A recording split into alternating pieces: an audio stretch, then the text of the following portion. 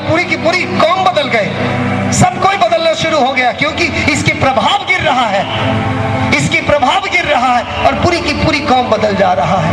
ये हमारी योजना है। और देखिए आज हमारी योजना क्या बनाए। जब से टीवी में एक एक सीरियल आना शुरू हुआ, आप सिर्फ यही कहानी टीवी में सुनते रहेंगे न्यूज में कि वो उसके साथ भाग गया, वो वहां से भाग गया, उसकी पत्नी उसके साथ भाग गया, वो यहाँ से चले गए, उसके बेटे वहां चले गया। और आए दिन हमें प्रार्थना के लिस्ट यही मिलते हैं। पति कहीं और प्यार कर रहा है, किसी और से प्यार कर रहा है, बेटी भाग गई घर से। आजकल तो बेटे भी भाग जाते हैं, और वो भी छोड़िए, 4-5 बच्चे का माँ भी भाग रही है आजकल। एक ने आके कहा कि ब्रदर मेरे पति खो गए। हमारी उम्र कितना है? 50। मतलब वो खोने की उम्र है, खोने की उम्र है वो। भाई और बहनों, हम बदल गए हैं। ये हमारे उसूल, हमारे हित के लिए जो हम बनाए हैं, देखिए किस कहां हमें लाके खड़ा किया कि सब कुछ पाने के लिए सब कुछ बदल गया, सब बिगड़ गया। हमारी वो सुखी परिवार जो प्रेम से शुरू किया था, आज कहां आके खत्म हुआ?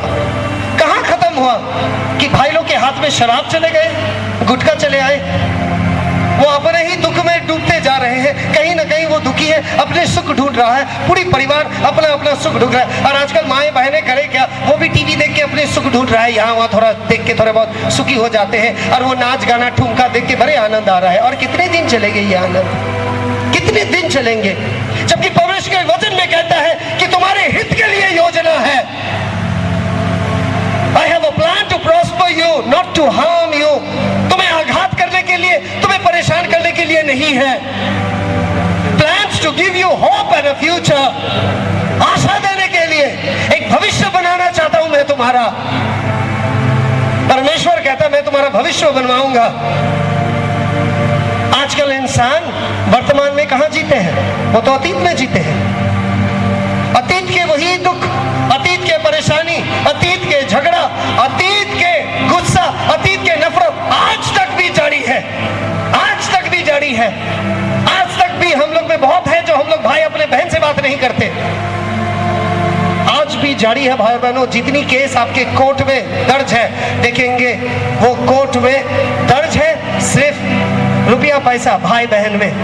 और आज ही टीवी में न्यूज में आ रहा था कि एक भाई ने अपने बहन को गोली मार दी, वो भी दौलत के लिए। आज दौलत इतनी कीमत हासिल कर ली, इतनी बड़ी मुकाम ले ली कि दौलत ही ईश्वर बन गया, दौलत ही प्रभु बन गया, कि आज भाई बहन में वो प्यार, वो जज्बा नहीं रहा, वो प्यार, वो जज्बा नहीं रहा। और आज सबसे बड़ी बात यह है कि यही दुनिया हम सब ने बनाया। परमेश्वर ने इस दुनिया को स्वर्ग जैसा रचा था, हम सब मिलकर इसे नरक बना दिया। इसमें शैतान की कितनी हाथ है हमें ये नहीं मालूम। मेरी हाथ तो काफी थी भाई और बहनों, और हम सबकी योगदान काफी है इसमें, क्योंकि जिस तरह परमेश्वर हमारी जिंदगी में दखल अंदाजी नहीं कर सकते, उसी तरह शैतान भी नहीं कर सकते यदि हम उसे न्योता ना दें। और कहीं ना कहीं हमने उसे न्योता जरूर दिया है, क्योंकि हमने परमेश्वर को ठुकराया है, और जब परमेश्वर को ठुकराया है हमने उसी का उसूल अपना लिया। देखिए पूरा शहर जल रहा है, पूरी की पूरी शहर जल रहा है। परमेश्वर के वचन में यह कहता है, I have a plan to give you a hope and a future. मेरे परिकल्पना है कि मैं तुम्हें एक सुनहरा भविष्य देना चाहता हूं। Then you will call upon me and come and pray. तब तुम मेरे पास आओगे और प्रार्थना करोगे। तब तुम आओगे जब तुम देख लेंगे कि मेरे परिकल्पना क्या है, तब तुम आके मेरे पास प्रार्थना करोगे। सचमुच भाई बहनों, जब हम परमेश्वर की योजना समझ जाएंगे वचन द्वारा, तब हम आके घुटना टेक के दुआ करना शुरू कर देंगे।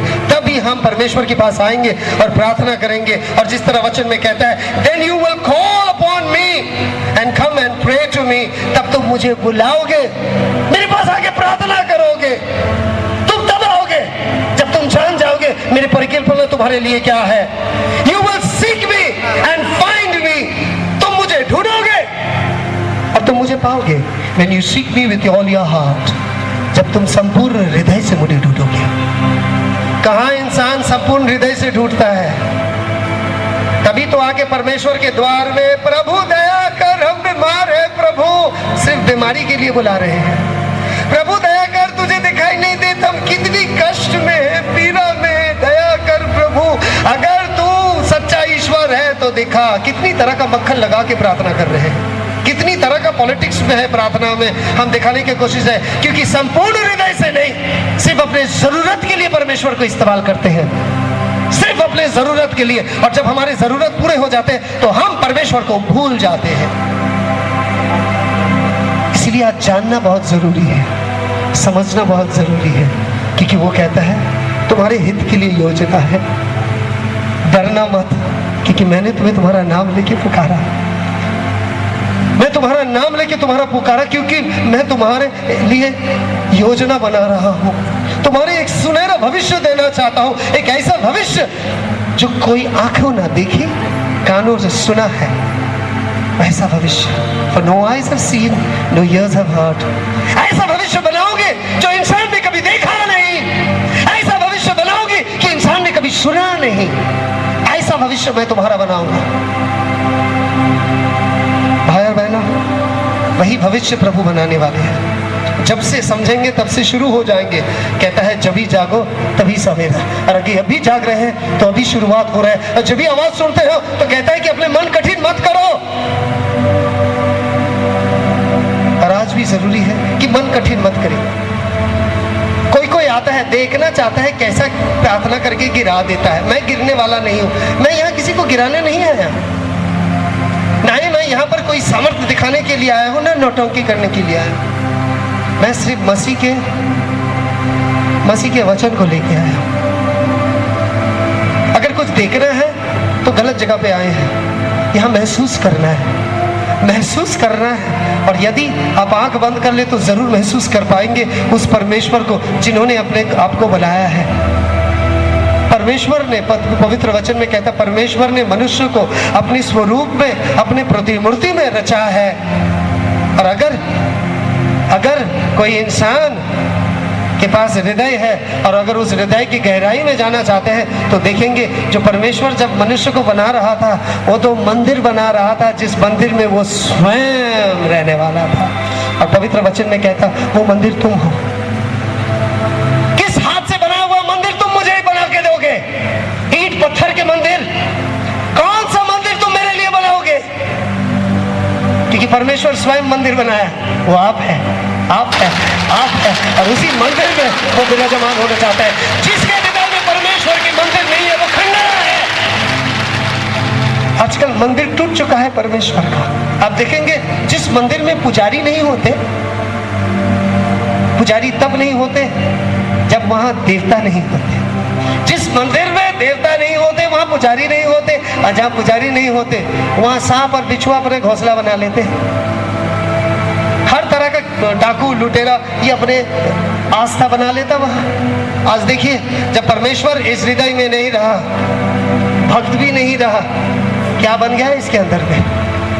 छल कपट, हर तरह की बुराई पल रहा है, हर तरह का बुराई पल रहा है। और ये मंदिर टूट टूट के गिर रहा है और हंस रहा है कोई और, हंस रहा कोई और, क्योंकि वो चाहता था कि ये मंदिर बर्बाद हो जाए, वो चाहता था ये मंदिर टूट जाए। क्योंकि अगर आप विनाश हो जाएंगे तो शैतान की कुछ नहीं जाएगा तो परमेश्वर की जाएगा। और इसीलिए परमेश्वर फिर दोबारा निर्माण कर रहा है पवित्र आत्मा द्वारा। दोबारा परमेश्वर पवित्र आत्मा द्वारा निर्माण कर रहा है मंदिर, और वो मंदिर आप है। वचन द्वारा फिर से उसकी नींव डाला जा रहा है, फिर से इसे तैयार किया जा रहा है ताकि हम विश्वास पाएं। और जब विश्वास पाएंगे तो भक्त तैयार हो जाएगा, और जब भक्त तैयार हो जाएगा तो उनमें वचन सुनने के बाद भक्ति आएगा, और उसी भक्ति में परमेश्वर आके उसके हृदय में वास करेंगे और देह मंदिर हो जाएंगे। आमीन, हालेलुया, हालेलुया। ये देह परमेश्वर की मंदिर है। यदि यहां ना महसूस करें तो संसार की कोई कोने में नहीं महसूस कर पाएंगे। और आज ही ये समय है कि हम उसे महसूस कर सकते हैं। कहता है मांगो दिया जाएगा, खटखटाओ तो तुम्हारे लिए खोल दिया जाएगा। ओ परमेश्वर मेरे बेटे के लिए एक अच्छा बेटी देख दे। परमेश्वर मेरे नौकरी नहीं है, मांग रहे हैं, मांग रहे हैं। वचन में कहता है, कौन सा ऐसा बाप है, कौन सा ऐसा बाप है, परमेश्वर पूछ रहे हैं कि उसके बेटे अगर अंडा मांगे तो बिच्छू दे दे, उसे मछली मांगे तो सांप दे दे। कहता है कि तुम्हारे पिता इतने दुष्ट होते हुए भी, छल कपट से भरे हुए होते भी, अगर तुम मेरा बेटे को अच्छे अच्छे चीज दे सकते हैं तो परमेश्वर कितना ही पवित्र आत्मा देगा यदि तुम मांगो। आमीन, आमीन। आज अगर मांगना है तो आत्मा के फल मांगिए। इंसान आत्मिक वरदान चाहता है, वो मुझे वो वरदान चाहिए, चंगाई वाला वरदान, मुझे वो भूत छुड़ाने वाला वरदान चाहिए, मैं वचन प्रचार करना चाहता हूं। ये कोई भी पवित्र आत्मा की जो गुण है, the gift of the Holi spirit, ये आपको बचा नहीं पाएंगे। अब ये सब लेके नरक में चले जाएंगे। आत्मिक फल